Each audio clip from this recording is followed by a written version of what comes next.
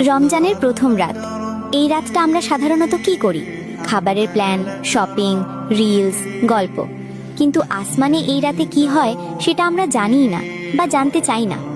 রাসূলুল্লাহ সাল্লাল্লাহু আলাইহি ওয়াসাল্লাম আমাদেরকে জানিয়েছেন, যখন রমজানের প্রথম রাত আসে তখন আরশের তলদেশ থেকে একটি সুমধুর বাতাস বইতে থাকে, আর সেই বাতাসের স্পর্শে জান্নাতের পাতা পল্লব নড়ে ওঠে, দরজার কড়াগুলো কেঁপে ওঠে, যেন জান্নাত নিজেই জানান দেয় রমজান এসে গেছে। আর বছরের শুরু থেকে শেষ পর্যন্ত জান্নাতকে সাজানো হয় শুধু রমজানের জন্য। রমজানের প্রথম রাতটা সাধারণ কোনো রাত না। সহিহ মুসনাদে আহমদ হাদিসে বর্ণিত, রাসূলুল্লাহ সাল্লাল্লাহু আলাইহি ওয়াসাল্লাম বলেছেন, রমজানের রাতে আল্লাহ তাআলা একটি বড় গোত্রের সব ভেড়া ছাগলের লোমের সংখ্যার সমপরিমাণ অসংখ্য বান্দাকে ক্ষমা করে দেন।